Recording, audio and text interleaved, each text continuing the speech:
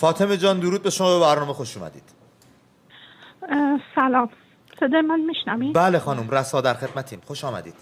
من از داخل نظام تماس میگیرم. بله. پدر من جزو یکی از عوامل نیروی سرکوبگره. میتونم بگم شما آقای رادان رو میشناسین؟ بله، با شوربختی نام منحوسش رو میشناسیم و قیافه چرکش رو دیدیم بارها. بله، من خیلی ترس و استرس دارم. میتونم بگم هم سطح جنایتکار رادان هست پدر من. من فقط میخوام یه چیزی رو بگم جان. به مردم ایران، به این سرکوبگرا حواستون باشه. این فرمانده هاتون ساک و چمدوناشون رو بستن. برای من که دخترش هستم، برای مادرم، برای تمام اعضای خانوادمون پاسپورت های جعلی درست کردن با اسم مشخصات جعلی که ما رو فراری بدن به خارج. پدر من چمدون دلار تو خونه قایم کرده. مدام با تلفنش منو بگین بیام دادگاه لاهه. من یه آدم زندم، شاهدم که چه جنایت هایی فقط پدر خود من کرده. فاطمه جان، الان دستور میده بکشین. من کجا بیام؟ من عکس دارم، فیلم دارم، مدارک دارم. ما اینا نیستیم. من سر جنبش محضا رفتم، منو گرفتن با 3 تا از دوستان، ولی منو شناختن. پدرم اومد منو آزاد کرد. تو همون خونه باتون به سر من شوکر زد به من. پدرت؟ باتون زد که من نرم، ولی دوستای من دوستامو ول نکردم، به اونا تجاوز شد. ما این درد داره به کی بیایم بگیم بابا این لامصب پدرم، ولی من ازش متنفرم. ما اینا رو نمیخوایم. ما از خانواده ایناییم، ولی اینا دارن بچه هاشونم میکشن، سرکوب میکنن.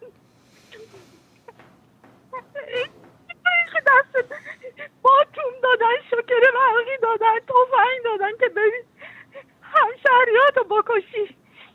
میدونی اینا تقریبا تو بشه اولین کسایی که فرار میکنن همینان. شما کجا میخواین جواب بدی؟ با کی جواب میخواین بدی؟ نکنید، همشهریاتون رو نکشید. من تلفنم میذارم رو خط، هر اطلاعاتی که بخواید، هر دادگاهی بخواید، پیش هر رئیس جمهوری بخواید میام میگم اینا کیان، چه کارهای کثیفی که نکردن. از خونه شروع کردن، تجاوز کردن به بچه هاشونا. میفهمید؟ میدونین ما خودمون چه دردی کشیدیم از این پدرهای سنگدل؟ به زور سرمون چادر کردن، نماز گفتن بخون، نماز شب بخون. من زایدم به اون اسلامشون. من هنوز محجبم به خاطر اجبار پدرم مادرم. ما خودمون زجر کشیدیم. من اگه توانی داشتم اولین نفری بودم که اینو بکشم. من 2 بار خودکشی کردم ولی ناموفق بود. به خاطر مادرم نجاتم داد. نمیتونستم از بچگی این ننگ رو تحمل کنم. اینا همه خانوادهشون مثل شبخانی نیستن، همه اونطوری با بچه‌هاشون رفتار نمیکنن. این نیروی سرکوبگر همین امروز اون باتومه تو بذار کنار، برو پیش مردم. من بچه اونام، من با اون نون حروم اون بزرگ شدم. شرم بر من. تو گناهی نداری دخترم، تو خودت قربانی و درود به شجاعتت. نیست، اگه بودم کاری میکردم، دستم خالی. من سنی ندارم. داری کاری میکنی، این همین تماست بزرگترین کاری بوده که انجام دادی. تو کار بزرگی، تو خیلی شجاعی. پادشاه ما رو نجات بده. اگه صدای منو میشنوی، همیشه به ما گفتن این خاندان بد بودن، ظلم بودن، ظالم بودن، ولی چشم باز کردم دیدم نه، واقعیت چیز دیگه است. ظلم بالا سرمه، گوشمه، پدرمه، مادرمه. بعد یه چیزی هم میخواستم بگم.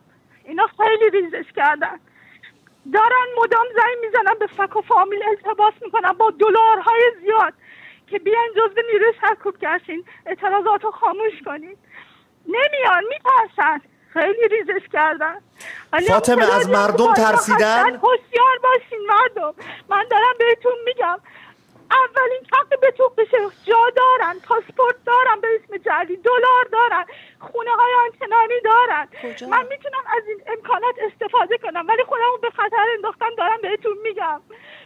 این کنار، دستتون رو بیشتر از این به خون آلوده نکنی.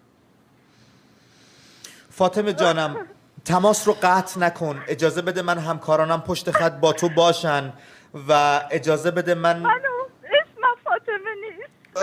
الان هیچی نمیخواد بگی. الان هیچی نمیخواد بگی فاطمه. سپری گوهر عشقیم. من محسامینیم. من نیکام.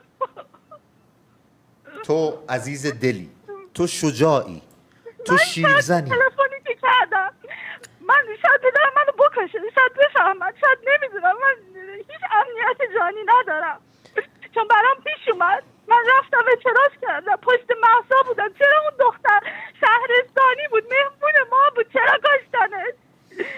منو گرفتم بردم خیابون وزارت اطلاعات وزرا. اگه بشناسین چه جاییه، با چه جور تحقیر با ما رفتار کردن. بعد که فهمیدم که منو آزاد کردن، دوستان به من گفتن خوشحاله، اسم پدرتو دادی آزادت کردن، ولی ننگ بر من. و همون دوستان تو اون زندان تجاوز